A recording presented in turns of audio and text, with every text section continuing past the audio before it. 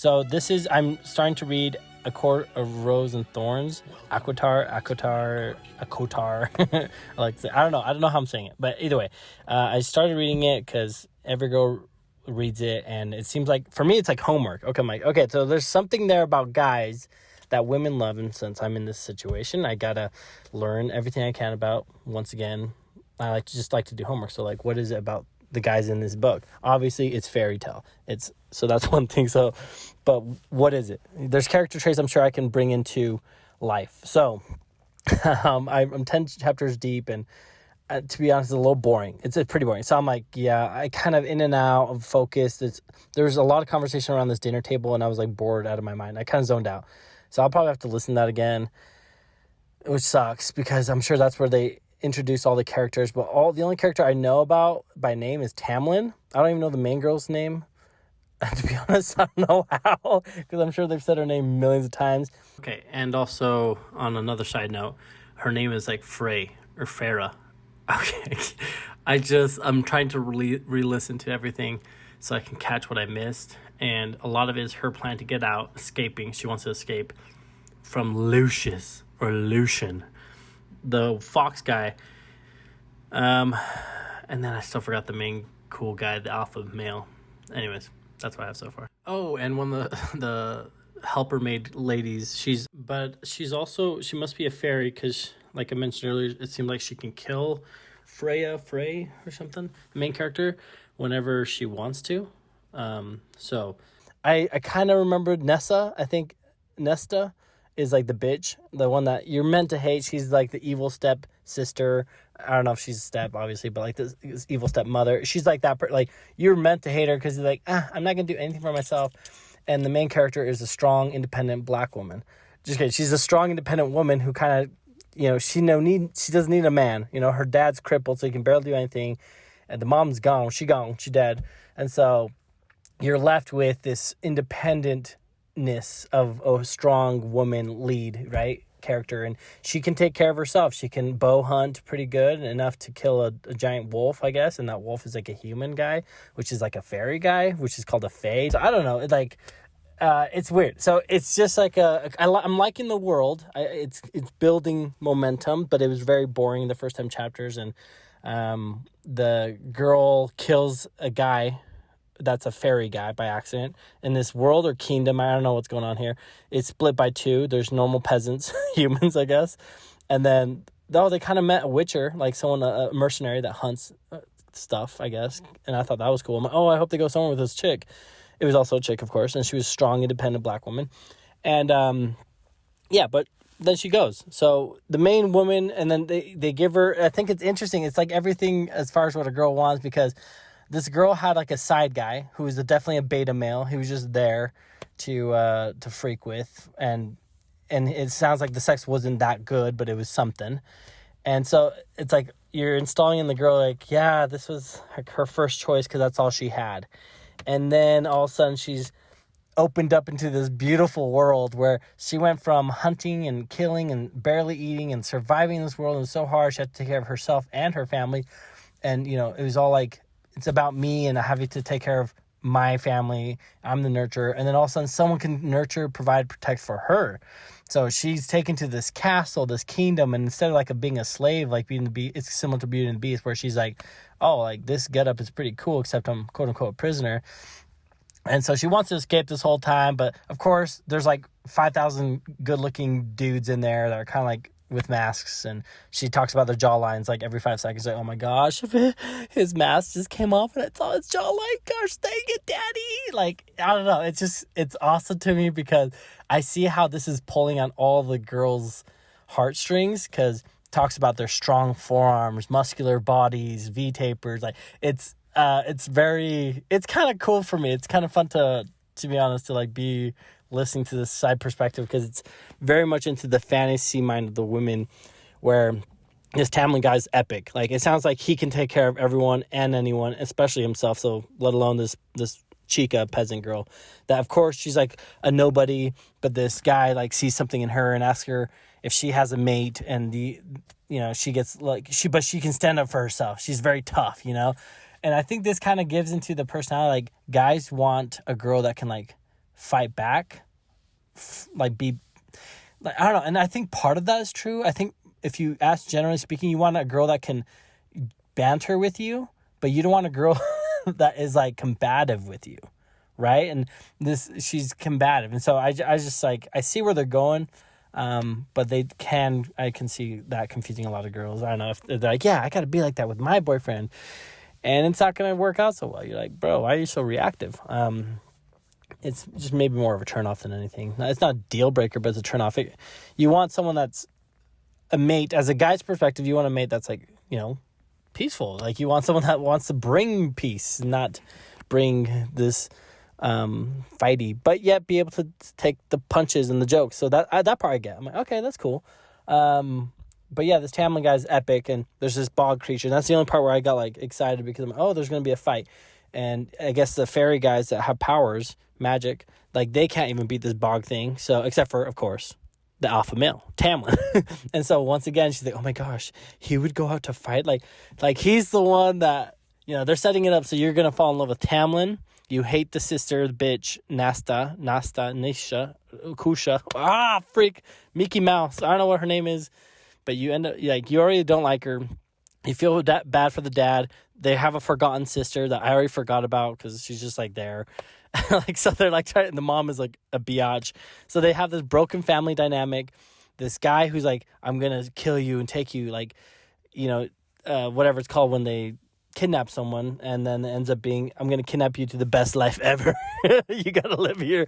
You have to have servants who wash your hair and bathe you. You're going to have to wear the finest clothing on earth and live in a castle with magical people. And all the dudes are freaking hot and ripped and massive, and their schlongs are probably enormous from my understanding. So I've only heard a little bit of the book, but it's like the perfect fantasy world for girls.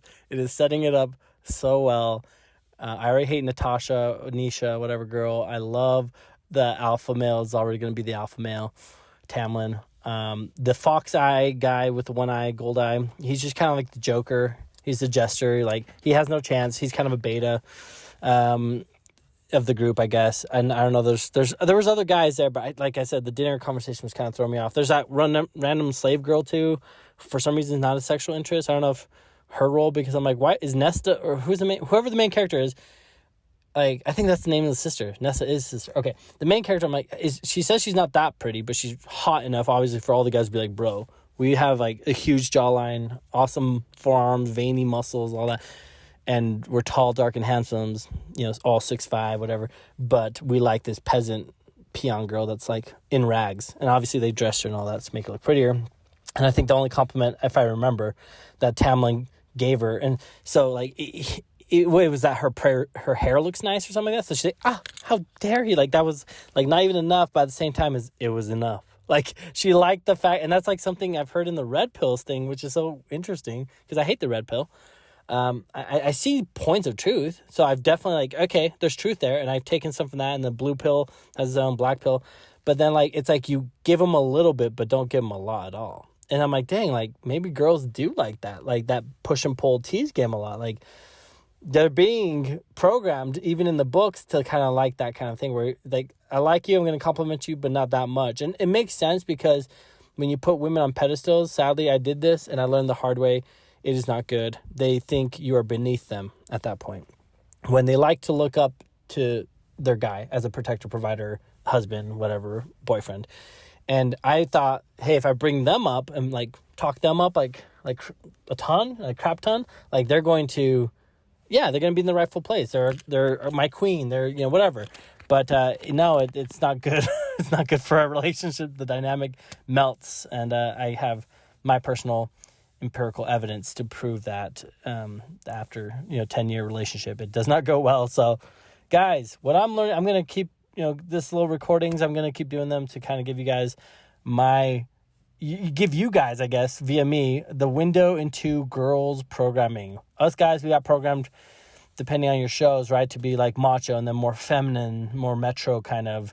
And now we're doing the broccoli hair, mullet, mustache, like Chris Bumps and stuff. I don't know, like, we're all kind of, the guys are kind of going crazy in their own way, right? So, guys, women are delusional. I heard, this is not my saying, women are delusional and men are like detached or something like that. Like, so there's errors on both sides that can be worked on, but I can see and hopefully give you guys or all the listeners some pointers as to like, okay, this is what the women are seeing. So be huge, be tall, own a castle if you can, be mysterious. Now that's for real. Like, all right, so obviously be able to take care of yourself financially, whatever that means, right? Because a girl's going to go to you because you can provide something for her that she could not provide for herself. And that's what I'm gathering from this, right? Like, so obviously she could take care of herself, but she doesn't have to anymore, right? She's got this all powerful, so she's secure. And now the safety, I used to confuse it. I'm like, look, I'm a guy that's fit. I can take care of myself. And I saw very quickly, it's like, because I've had experience and stuff like that. I'm like, it's not about like if you can win fights and all that. Like, although that's important to be able to actually, secure, have safety, but they want emotional safety, right? And that's like the bigger thing that a lot of guys aren't taught and how to navigate that. But the mysterious part is very correct. I think, the small compliments, but not too much. Like, no one likes a simp, whether you're a girl or a guy. You're like, bro, like, why do you keep, it's that one brown nose is like, where's my hug? In a relationship, or like you see him in the hangout, like, can I get a hug? Where's my hug? You're like, dude, you just want to touch a girl, like, take it easy, but like, get out of here, So there's like, I can see the things there that are like, I'm just seeing some correlations. I'm gonna bring them up as I read the books, but it looks like these guys are epic.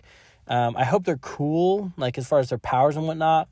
I hope the bad guy, the Boggs, is cool. And if I remember, there's like an evil witch, Wicked Witch of the West, and she's like the most epic bad guy. And Tamlin fears her, I guess. And I need to listen to those chapters again. They were having dinner, and she's starving because she's always starving, but she's trying not to eat. She held like a knife in her hand, like I swear for 5 chapters, and she's like gripping it like bloody tight, where she, her white knuckling, and she can feel the heat of her palm gripping it once again. And she didn't know how to get in her hand already, but it was already in her hand. She was ready to cut up a fairy that could kill her in 5 milliseconds. I don't know. It's kind of funny and fun. And I'll take you on the ride because I find it entertaining myself. And I gotta like quote some of the lines because I should have recorded, like pause it and then record, because I don't know, I find it so funny. And there were some ones in the beginning I was like dying. So it's kind of fun. The fantasy world for girls, definitely a different world for the fantasy for guys. Guys, we're kind of stupid and simple in the sense of like, we're simple men, right? We like sex, we like bodies, and we like a girl that likes us. We want to be respected and trusted. Let us provide. But, a girl that's like a companion, someone that like wants to help you hit your goals or survive, And a girl is like, they got their own things. And that's what I'm finding out. So hopefully it's of help. But hopefully it's a little entertaining too. And this way you don't have to read, I guess there's 5 books, the ACOTAR series, ACOTAR. And I'll get to know all the names. Because I know there's what's his name? I just said his name like 50 times. Tabian. It's like something like that. Therese. Oh my gosh. I said his name. Like, you guys listen, the guy with, I think he's got the bat wings. I think that's the bat wing guy I've heard about. And then I know there's a Reese's Pieces peanut butter cup guy, and his name's Reese's or something like that. So he's coming up, I'm sure. Or maybe he was already introduced. So yeah, well, I'll keep you posted. I'll find out the name of the main character, Chica. I just know, remember guys, hate the bitch, Nessa, Natasha. Hate her, all right? And you feel bad for the dad, all right? It sounds like, it's kind of cool because, in all his anger and, like, terribleness, he also showed mercy. So that's what's so cool is, like, she's going to try to tame this beast, literally, but he's a merciful beast. And he has some kind of set of core values where he's going to go defend his people. He's got, like, there's, like, charming parts of him, and we're already starting to learn, like, and so it's so funny because, like, if you can be that as a guy, because he like gave money or he did something to help support her family. And that's just like charity. Like, hopefully you're just a good human being.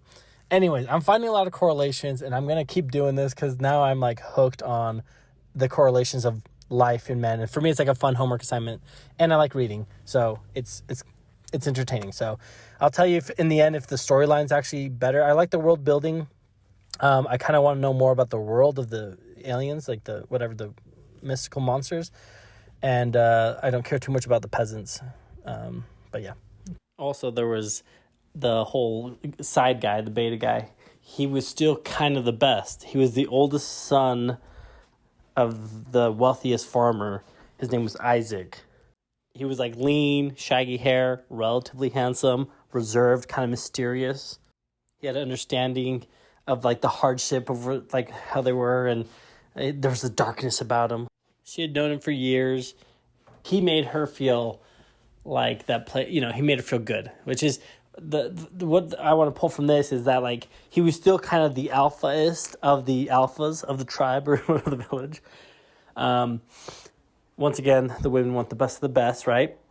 And what guy doesn't, right? He wants the best of the girls too, but I think hopefully guys are more realistic. I think women are too, to a point.